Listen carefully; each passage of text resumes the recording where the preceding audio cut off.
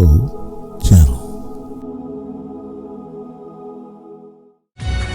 30 years ago today, KLAS aired a live interview with an anonymous man who made some really astonishing claims. He alleged that the U.S. military was secretly studying alien technology out in the Nevada desert near a base that is now very well known all over the world, Area 51.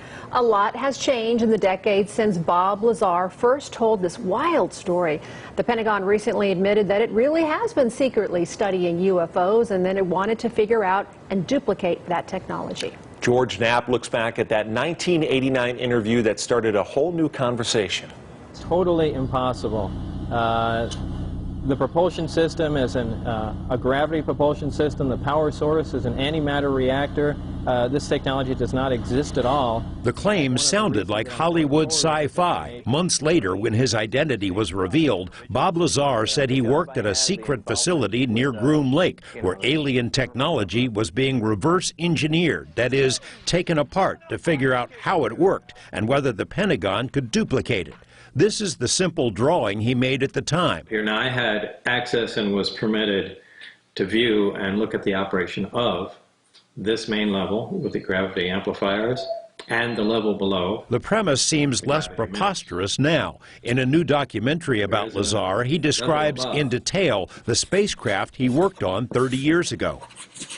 The craft that I worked on, that when it's going to travel a long distance, that is how it operates. It flies along and it puts its belly to the target and then brings all the amplifiers to power, and it shoots off in that direction. It doesn't fly as it would in the science fiction movies. It flies with the belly, the bottom forward. If the description of a spacecraft tilting sounds familiar, take a look at the so-called gimbal UFO, a video released by the Pentagon in 2017. Naval pilots encountered a fleet of these unknown craft off the coast of Florida in 2015 and have since had dozens of similar encounters. The spike in UFO incidents prompted a recent policy change by the Navy, which announced it wants to encourage its pilots to report future incidents.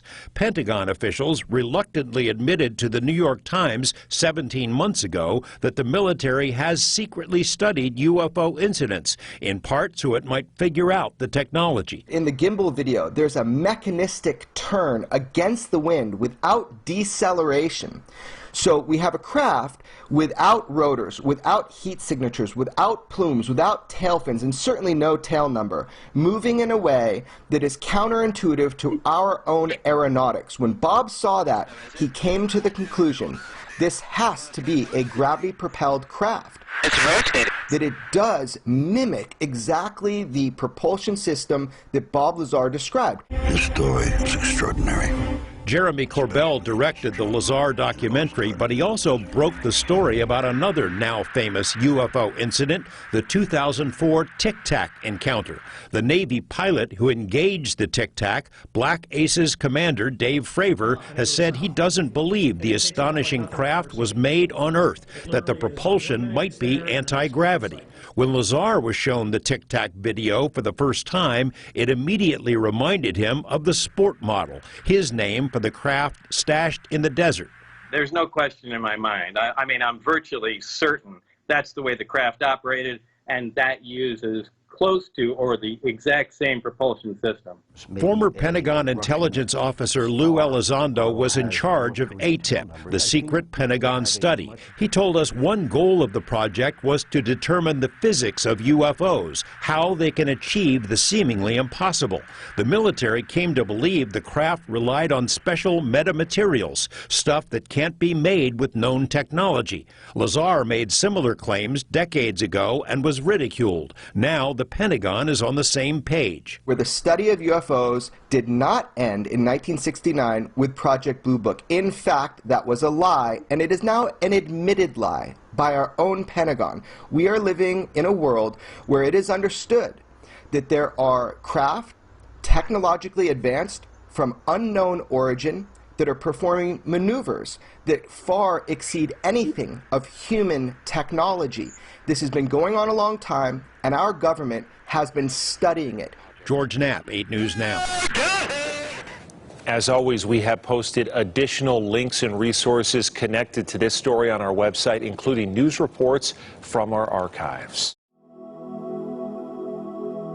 We'd like to ask for your input. Share your opinion and expertise with us in the comments after watching the video. If you're a subscriber, you'll always get a heart from us as a small thank you, and we'll pin your important post to the top where everyone will read it first. Just make sure you've already subscribed, like the video, and mention both at the beginning of your comment.